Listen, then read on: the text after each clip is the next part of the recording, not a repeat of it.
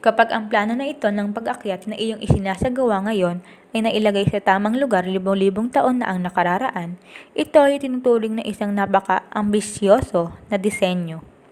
Habang maraming mga planeta sa kosmos na ang umakyat at maraming mga grupo ng mga tao na umakyat na sa nakaraang panahon, hindi ito pangkahalatang ginagawa ng magkasama sa kooperasyon ng planeta at mga naninirahan. Karaniwan para sa isang planeta na mawala ang mga naninirahan na nagpupunta sa ibang lugar para sa oras upang gawin ang kanilang mga analin, habang ang planeta mismo ay tinataas ang vibration nito sa isang mas mataas at mas mataas na antas. Sa wakas ay nakakamit ang paglipat sa isang mas mataas na dimension. Ang ilan ay nagawa ito ng maraming beses at ngayon ay naninirahan sa eroplano na hindi mo nakikita. Sa ibang mga kaso, ang mga individual na kaluluwa ay gumawa ng proyekto upang itaas ang kanilang mga sarili sa isang mas mataas na dimension kung saan sila ay umiiral din sa isang dimension na hindi nakikita ng iyong mga mata ng tao. Pamilyar ka sa kwento ng aking kamatayan at muling pagkabuhay. Ito ang aking pag-akyat mula sa daigdig sa mas mataas na dimension. Ito ay inilaan upang kumatawan para sa iyo ng posibilidad ng buhay na walang hanggan, na may isang katawan na bumangon upang maging iyong sasakyan kung saan maaari kang bumalik sa mas mababang mga dimension kung nais mo nang hindi dumaan sa karanasan, sa kapanganakan at kamatayan. Sa kasamaang palad, hindi iyon ang bahagi ng kwento na ikwento. Kaya kukunin ko ang pagkakataon dito upang ipaliwanag ito. Hindi ako napunta sa minamahal nating daigdig upang mamatay para sa mga kasalanan ng sinuman. Iyon ay isang walang katuturang idea dahil lahat tayo ay individual na responsable para sa ating sariling mga aksyon at paniniwala. Dumating ako upang magturo ng pag-ibig. Simple lang yun. Nais kong ipahayag ang aking sariling pag-ibig para sa lumikha at ipakita sa iba na sila ay makahanap din ng aliw, inspirasyon, at malalim na koneksyon sa mga nasa espiritong forma na nangangasiwa at tumutulong sa aming buhay. Nakita ko ang kalupitan at kasakiman sa planeta at hinahangad na makahanap ng isang paraan upang mailayo ang mga tao sa paghihirap na dulot nito.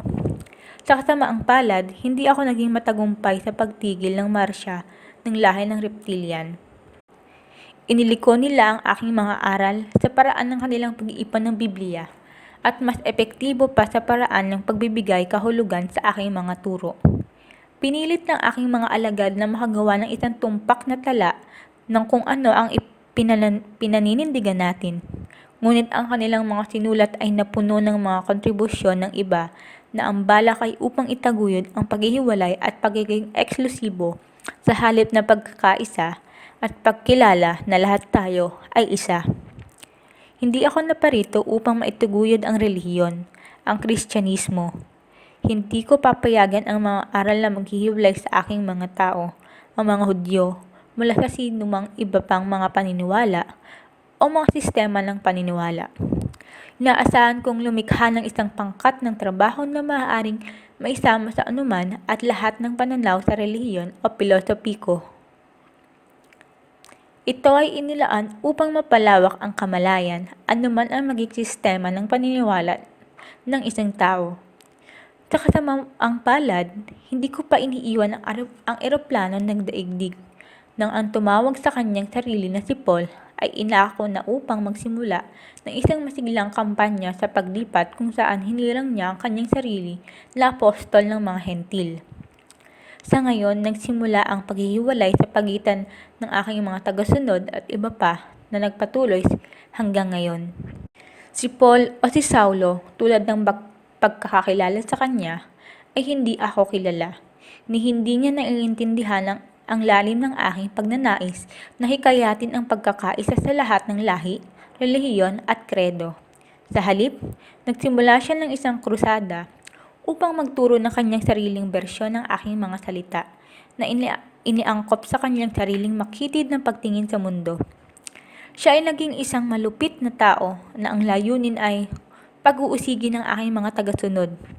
Totoo na mayroon siyang paningin kung saan tinatanong ko siya kung bakit masidhil niyang gusto na gawin ito. Walang natatangi sa kanyang kakayahang pakinggan ang mga reklamo. Marami ang nakakarinig ng aking boses ng mas tuloy-tuloy kaysa sa kanya. Kinukumbinsi siya nito na wakasan ang kanyang lantad na krusada na inilaan upang patayin kami. Ngunit ang kanyang pagkahumaling sa kapangyarihan at karahasang psikolohikal ay hindi nagtapos doon. Hindi ko sinisisi si Paul sa kanyang kasigasigan o sa nakakapinsalang epekto ng aking mga aral. Siya ay nasa ilalim ng kapangyarihan ng madilim na puwersa, pinaninirahan ng mga nilalang ng reptilian, at malakas na naimpluwensyahan ng kanyang mga maagang aralin sa pamilya. Siya ay matagal lang pinatawad at bumalik sa pamilya ng pag-ibig at liwanag. Gagampanan niya ang isang mahalagang bahagi sa darating na pag-akyat ng sangkatauhan.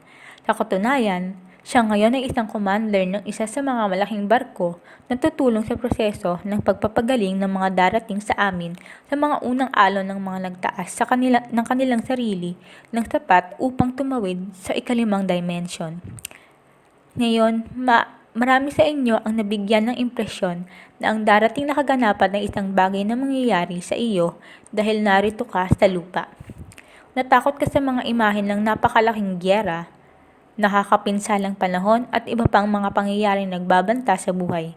Ito ay isang kampanya sa takot na pinasimulan ng mga kasamaan upang makagambala sa iyo at mapababa ang iyong vibrations upang hindi mo itaas ang iyong sarili na sapat na mataas upang umakyat sa liwanag, kung saan ikaw ay tuluyan na mapupuntahan.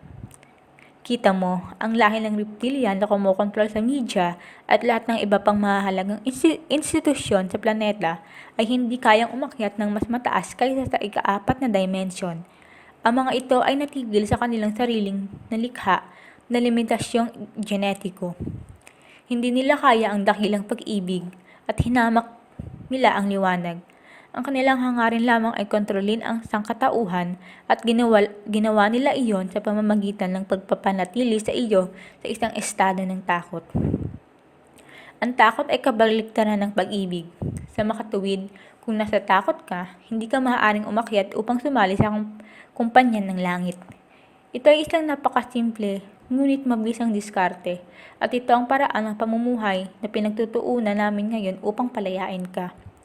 Ang mga reptilian at iba pang mga masamang nilalang ay wala na sa planeta hanggang Agosto 22, 2013. Naririnig mo ang pagsasalaysay ng dakilang seremonya kung saan binigyan sila ng alternatibong pumunta sa liwanag o matunaw bilang mga kaluluwa. Halos 1,000,000 sa kanila ang nailigtas at kusang loob na sumali sa Ina't Amang Diyos at sa iba pang mga pinuno at tinanggap sila sa bahay. Ang pag-record ng kaganapan ay nasa blogtalkradio.com channel panel na magagamit para pakinggan ng lahat. Nandoon ako na pinagmamasdan ang napakahalagang sandali na nagmamarka sa simula ng isang bagong panahon. Tunay na ito ang naging puntong magbabago na magpapahintulot sa iyong pag-akyat na magpapatuloy sa isang kapaligiran ng kalayaan at individual na kalayaan. Marami sa iyo ang nagmamay-ari ng pagdurusa ng pagdadala ng isang masamang nilalang sa loob ng iyong mga katawan. Nakapaglipat sila sa anyo ng espiritu mula sa isang katawan ng tao patungo sa isa pa na nagdudulot ng sakit, karamdaman at marahil pinakamalala sa lahat na nagtanim ng mga ideya ng kawalan ng pag-asa, pagkalungkot at pagkabalisa sa host. Bumuo sila ng mga teknolohiya upang itaguhin ang kanilang propaganda at pahirapan ang mga sumalungat sa kanila. Tunay na sila ang kaaway ng tao. Madaling binanggit ng Inang Diyos ang mga bagay na ito sa kanyang mga mensahe sa iyo, sa isang channel sa radyo at sa kamakailang mensahe na ibinibigay sa kanyang pangalan. Ang pinuno ng mga reptilian na si Reginald ay may responsibilidad sa paghantong sa kanyang mga tao sa liwanag at may gampanin na mahalagang papel sa kanilang pagpapanumbalik at paggaling mula sa libu-libong taon ng pamumuhay bilang mga tagasunod ng haka-haka na tinatawag na Diablo o Satanas. Mali ang kanilang pagkakaalam na si Lucifer ang kanilang madilim na bayani. Nang ibinalita niya na umiiyak sa publiko ang kanilang pagbabalik sa inaamang Diyos at tinanggap bilang isang bayaning liwanag, ito ang simula ng wakas para sa kanila. Sa maikling panahon ng 1 buwan, natapos ang kanilang paghahari ng takot. ang kanilang mga pinuno ay inalis mula sa planeta. Naisawalat na ang kanilang bayani ay pinuno ng kanilang dapat na kalaban at inaanyayahan silang malugod na tanggapin bilang alibughang karera na naging sila sa matagal na panahon. Ang mga implikasyon ng dramatikong pagtatapos na ito, ang totoong apocalypse, ay nagsimula ng maramdaman sa buong planeta. Ito ay unti-unting magbubukas habang nagising na ang mga tao sa kaalamang hindi na sila nabubuhay sa ilalim ng matinding pang-aapi. Mayroong ilang mga lumalaban tulad ng diktador ng Syrian na pinahintulutang manatili bilang huling halimbawa o bagay na aralin para sa kung paano haharapin ang kalupitan kung ang tao ay lumipat sa programa ng reptilian, ang tinatawag ng aming Catherine na wannabes. Magpasya upang ipagpatuloy ang kanilang madilim na kilos. Malulutas ito kapag napagtanto niyang wala na siyang mga taga-suporta sapagkat ang bawat isa ay sinuko ang multo pagdating sa pagpakinabang sa likod ng mga mahihirap at may kapangyarihan sa iba. Wala nang istruktura ng kapangyarihan upang maprotektahan sila at payagan silang makaligtas sa pag-uusig. Ang pagbagsak ng Tower of Darkness ay malapit na. Ito ang iyong apocalypse, minamahal. Ito ay isang kaganapan na magdadala sa pagsayaw sa mga lansangan habang ang buong mundo ay nakararanas ng Arab Spring. Ang katagang dumating upang kumatawan sa huling pagbangon ng mga naapi, upang makabuo ng higit na makatao at matagumpay na mga paraan ng pamamahala para sa lahat.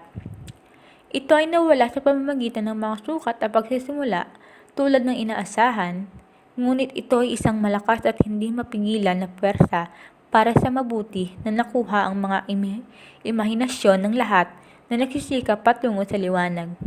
Gagawin ito tulad ng lupa, tulad ng sa langit.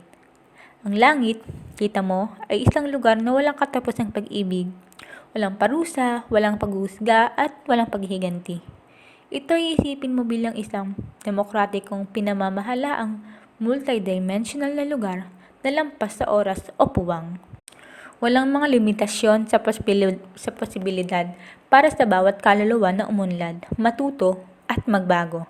Ipinagdiriwang ang lahat ng pagkamalikhain, ginagalang ang lahat ng sariling katangian, at lahat ng pagsisikap patungo sa pag-ibig at tiwanag ay sinusuportahan ng punong lumikha at ng mga umakyat na pinuno na kanyang mga linya ng liwanag.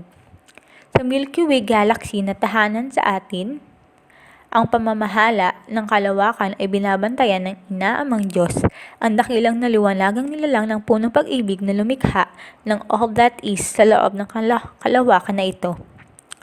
Tinuruan ka na mayroong isang trinity ng pamumuno na responsable para sa iyo dito sa daigdig at iba pa.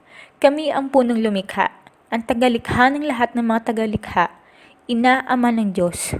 At ako, si Sananda, ang kilala mo sa aking pinakabagong pagkakatawang tao bilang Yesha Ben Joseph. Ang inang Diyos ay kilala bilang Sekhmet, Isis, the Empress, at kinatawan bilang Leoness, ang dakilang Sphinx. Kilala ang Ama na Diyos na iba-iba bilang Alsayon, Yahweh, Allah, Shiva, at mas kamakailan lamang, Zora. Ang punong lumikha ay ang hindi nakikitang kamay sa likod ng lahat ng nilikha, ang pinagmula ng lahat ng mga bagay at ang isa na pinarangalan at minamahal natin higit sa lahat. Walang pagtatalaga upang ilarawan ang punong tagalikha tulad ng sa kanya. Pasimple nating iginagalang at pinupuri ang ating lumikha na siyang pag-ibig, mga mapagkukunan ng lahat ng liwanag. Sa loob ng mahusay na kosmos na kinabibilangan ng mga sistema ng bituin, nakikita at hindi nakikita ng iyong mga mata, maraming mga lahi, maraming mga naninirahang planeta, at walang hanggang enerhiya. Ang lakas na ito na pinamamahalaan at ginagamit ng mga pangyarihang lumikha, ang Diyos na lumilikha ng lahat ng mga nilalang, lahat ng kaluluwa, lahat ng mga planeta at bituin. Ang misteryo ng paglikha ay kilala at itinuro ng mga ito, at ang taas ng pag-akyat ng hagdan, ang kakayahang lumikha. Ang kakayahang ito ay gaganaping sagrado, isang banal na responsibilidad na dinadala lamang sa pinakamataas ng mataas. Mayroong maraming mga kasamaan na sumubok na utusan ang kapangyarihan ng paglikha. Ngunit ang kanilang mga pagsisikap ay palaging nawala, tulad ng kanilang pagsisikap sa daigdig na kopyahin ang mga nilalang, artipisyal na pag-engineer ng mga halaman, at pagmamanipula ng mga banal na istruktura ng DNA. Hindi ito magpapatuloy ngayong wala na ang mga nagmula sa mga proyektong ito. Bilang karagdagan, ang napakalaking pagkalason ng inang daigdig sa pamamagitan ng pagkuha at paggamit ng mga fossil fuel ay tuluyang ipagpapatuloy sapagkat ito ay isang banal na pagsasalakay sa kanyang sagradong katawan.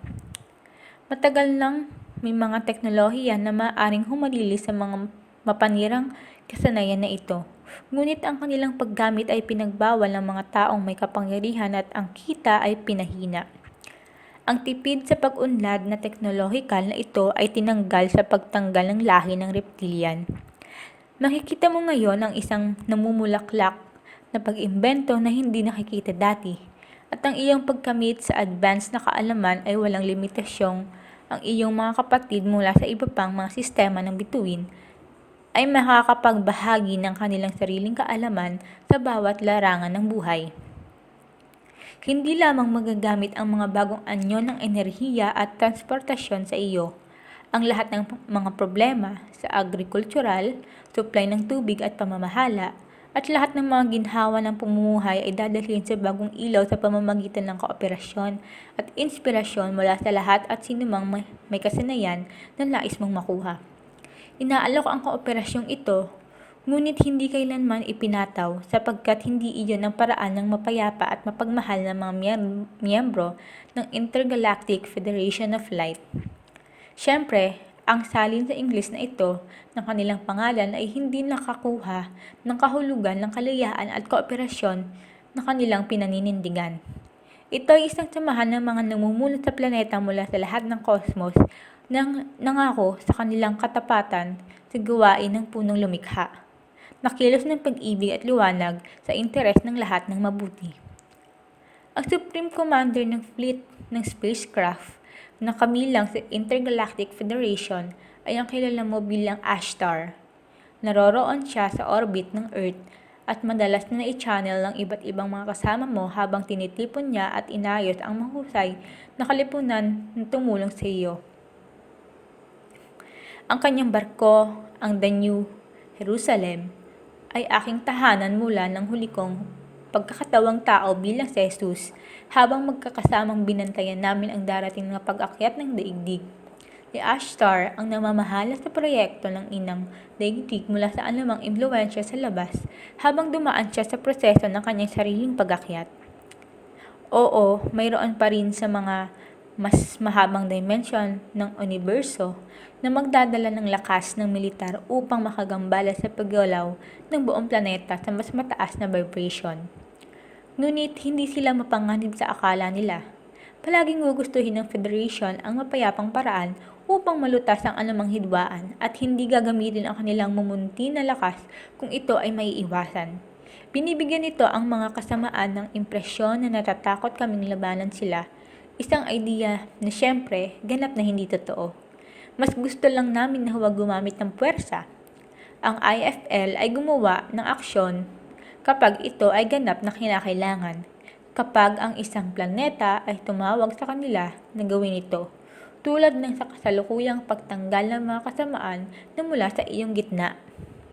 Kaya't nakikita mo, ikaw ay ganap na protektado at binabantayan ng mga legion ng liwanag na binigyan ng pahintulot ng punong lumikha upang maisakatuparan ng misyon ng pagtulong sa inang lupa at sangkatauhan sa kanilang darating na pag-akyat.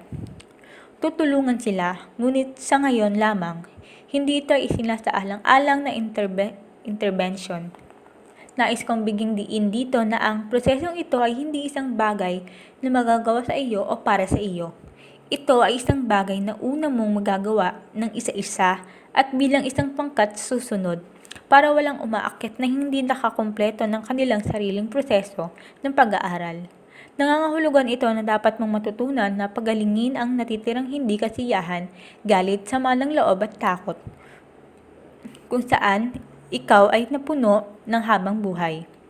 Ang bawat tao ay dapat na ibaba ang kanilang mga sandata, maging ang pagkahilig sa pananalakay o ang pagkahilig tungo sa pansariling kontrol sa iba. Ang lahat ng madilim na enerhiya ay dapat na malinis, lahat ng madilim na aksyon ay isuko. Ito ang isinasaalang-alang ng marami sa iyo bilang isang mataas na kaayusan. Sa katunayan, maaaring nahihirapan ka sa una, sa bagong pagsasaayos mo sa iyong kalayaang pisikal at emosyonal. Ngunit nagtitiwala kami sa katatagan at malaking potensyal na likas sa kaluluwa ng tao. Narito kami upang tulungan ka at aming presensya ay nadarama ng labis habang ang lakas ng liwanag ay kumakalat sa iyong planeta. Magdiwang mga minamahal, ang iyong apocalypse ay nakasulat sa mga bituin. Ito ay ang katapusan ng mundo tulad ng pagkakakilala mo dito. At ang mundo na iyong kilala ay isa sa kadiliman, giyera, pagdurusa at kontrol ng mga pwersa ng kasamaan. Wala na, ngayon, sa taong ito ng iyong kalendaryo, 2013, nagsisimula ang isang bagong panahon sa buhay ng maluwalhating asul na planeta, inang daigdig. Ikaw na pumili upang maging narito sa oras na ito, lahat na nagmula bilang mga kaluluwa mula sa malalayong pinagmulan sa buong unibersidad, ay makikibahagi sa tagumpay at kagalakan na ating patutunguhan. Napili ko rin na maging narito upang makatulong na pangunahan ang kamanghamanghang pag-akyat na ito, na puno ng pag-ibig at paghanga para sa mga matapang na kaluluwa na kapatid ng aking puso. Ako si Sananda, ang kilala mo bilang Jesus ng Nazareth.